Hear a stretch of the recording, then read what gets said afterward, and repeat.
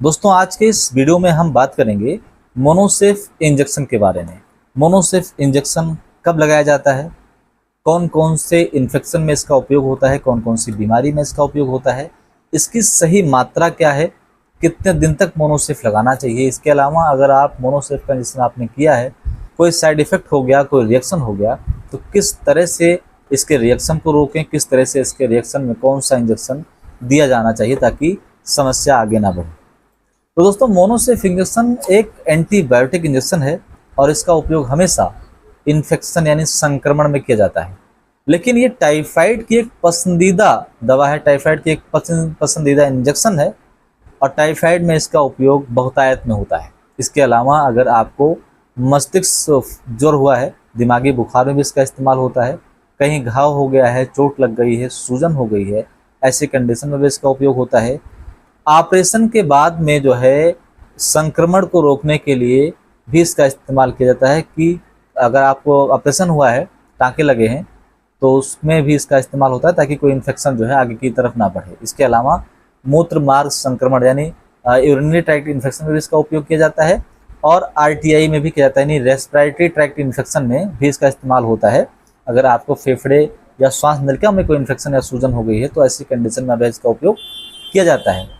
Bronchitis में भी इसका उपयोग किया जाता है और इसके अलावा महिलाओं की बच्चेदानी में अगर कोई इन्फेक्शन हो गया है, पेट में एक सूजन है, पेट के अंदर कोई इन्फेक्शन हो गया है, ऐसी दशा में भी इसका उपयोग किया जाता है। इसका उपयोग बहुत व्यापक है, बहुत सारी समस्याओं में इसका उपयोग किया जाता है। अगर बात करें कौन से लोगों का इसका इस्तेमाल कभी नहीं करना चाहिए, तो ऐसे लोग जिन्हें मोनोसेफ या सेफ्ट्रियाक जोन से जो उसके अंदर दवा होती है उससे किसी भी तरह का कोई रिएक्शन है या कोई साइड इफ़ेक्ट होता है इसको लगाने के बाद, तो इसका उपयोग कतई ऐसे लोगों को नहीं करना चाहिए। अगर सही डोज, सही मात्रा की बात करें तो टाइफाइड में इसे पहले दिन 4 ग्राम, दूसरे दिन भी 4 ग्राम और उसके बाद 7 दिन तक प्रतिदिन 2 ग्राम इसको देना चाहिए। इससे टाइफाइड पूरी तरह से ठीक हो जाता है। इसके अलावा बहुत सारी समस्याओं में गंभीरता को देखते हुए कितना इन्फेक्शन है, कितने दिन इसका डोज चलना चाहिए, कितनी मात्रा में चलना चाहिए, वो डॉक्टर डिसाइड करते हैं उम्र को देख करके और इन्फेक्शन को देख करके। इसके साथ अगर बच्चों में बात करें कितनी मात्रा में देना चाहिए, तो बच्चों में 50 mg पर केजी के हिसाब से इसका डोज दिया जाता है। जैसे मान लीजिए अगर कोई बच्चा 10 केजी का है तो उसको 500 mg का इंजेक्शन दे सकते हैं। इसे 2 मार्ग से देना ठीक रहता है। एक तो आईवी इसे दे सकते हैं आप और यानी इंट्रावेनस नस में भी इसको लगा सकते हैं घोल करके, और दूसरा मांस में भी इसे दे सकते हैं। तो आईएम और आईवी 2 रूट से इसे दिया जाता है। अगर आपको आईवी में देना है तो इसको आप 9.6 ml में इसको घोलें और उसके बाद धीरे धीरे इसको आईवी लगा दें। अगर आपको मांस में देना है तो 2 ml में इसे घोल करके आप मांस में लगा सकते हैं।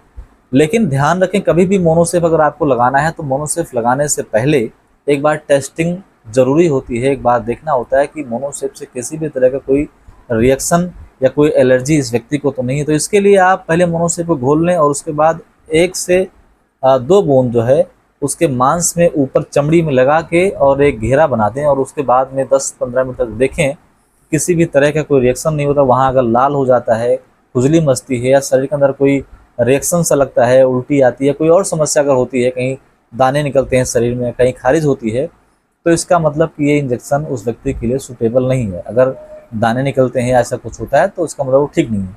सामान्यतः कई बार इंजेक्शन लगाने के बाद में बहुत सारे पेशेंट को उल्टी की समस्या हो सकती है, जो कि एक सामान्य दुष्प्रभाव है जिससे कोई दिक्कत नहीं होती। इसके अलावा कई बार इसको लगाने के बाद में आपके शरीर में दोदरे पड़ सकते हैं और छोटे छोटे दाने रहते हैं, खारिज बहुत ज़्यादा होती है।